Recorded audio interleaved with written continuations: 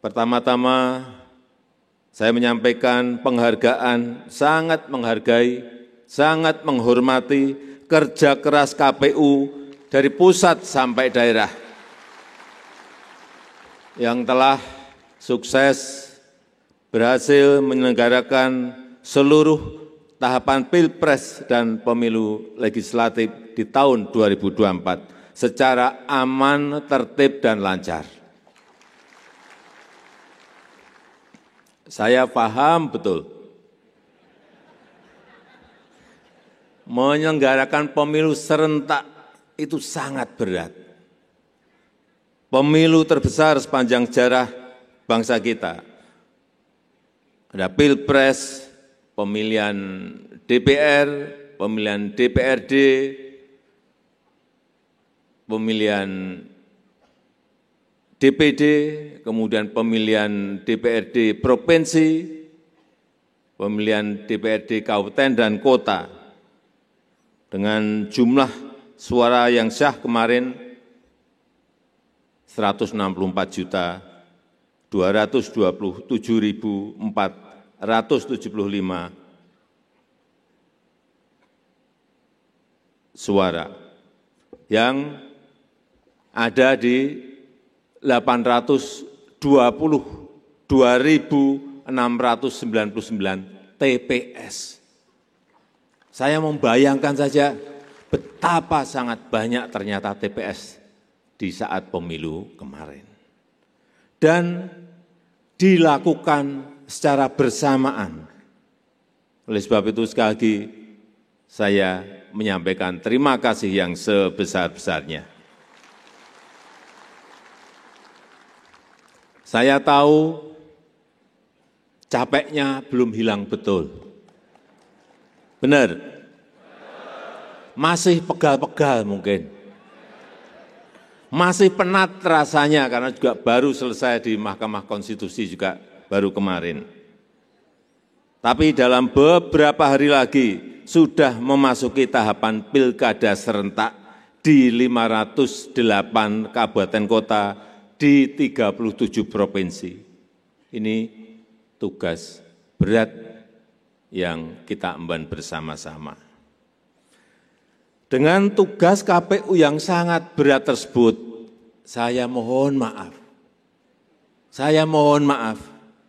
Sejak 2014 tidak ada kenaikan tunjangan insentif. Saya baru tahu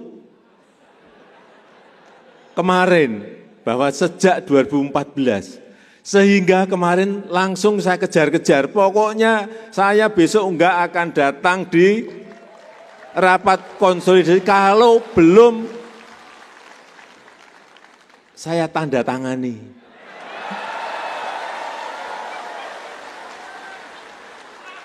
Alhamdulillah kemarin sudah saya tanda tangani.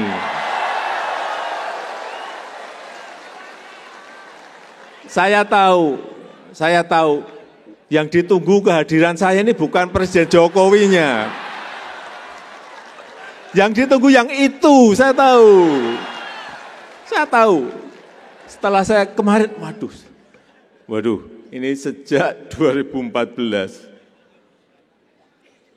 Dan formula kenaikannya sederhana.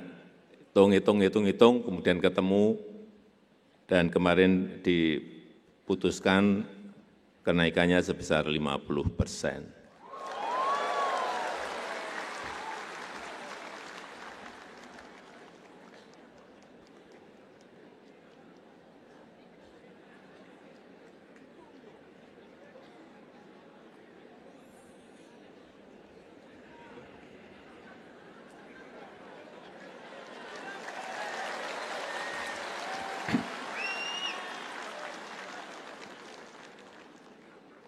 Bapak Ibu hadirin undangan yang saya hormati, pilkada sebentar lagi akan kita selenggarakan. Tidak kalah rumit dibanding pemilu yang lalu.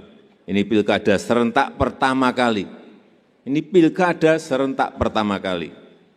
Sekali lagi dilaksanakan di 508 kabupaten kota dan 37 provinsi.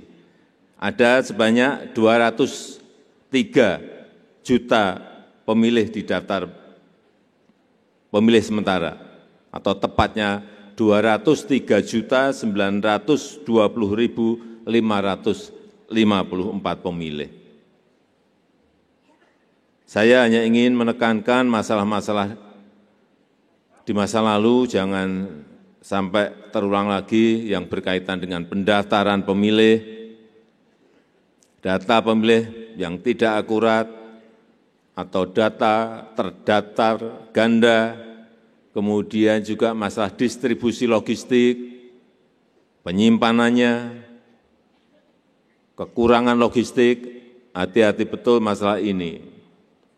Kemudian masalah pelaksanaan pemungutan suara yang berkaitan dengan kerusakan alat dan surat suara, gangguan keamanan, artinya keamanan dan kesehatan harus betul-betul kita perhatikan bersama-sama. Sosialisasi ini sangat penting. Selain itu juga masalah pada proses penghitungan suara, kesalahan penghitungan jumlah suara, baik akibat oleh kesalahan manusia maupun kesalahan sistem IT yang juga terjadi. Juga penting untuk meningkatkan fungsi pengawasan proses pemilu dengan menempatkan pengawas independen yang netral, meningkatkan transparansi proses penghitungan suara dengan menggunakan teknologi yang reliable, meningkatkan partisipasi masyarakat untuk mencegah kecurangan-kecurangan yang ada dan menegakkan hukum bagi pihak yang melakukan praktek money politik. Tugas ini pasti butuh kerja keras, butuh kerjasama, butuh sinergitas yang baik antara KPU, Bawaslu, dan DKPP dengan berbagai elemen masyarakat. Saya percaya KPU memiliki bekal pengalaman, bekal pengetahuan yang lebih dari cukup. Namun demikian kita tetap harus waspada, meningkatkan terus kapasitas teknis persiapan pilkada, menciptakan terobosan-terobosan agar pilkada semakin berkualitas, agar proses dan hasilnya memperoleh legitimasi yang kuat dari masyarakat. KPU adalah pengawal utama kualitas demokrasi elektoral. Jadi, tolong laksanakan tugas dengan penuh rasa tanggung jawab, dengan penuh dedikasi, dengan seluruh kehormatan dan integritas. Saya rasa itu yang ingin saya sampaikan. Terima kasih. Wassalamualaikum warahmatullahi wabarakatuh. Download Tribun X sekarang. Menghadirkan lokal menjadi Indonesia.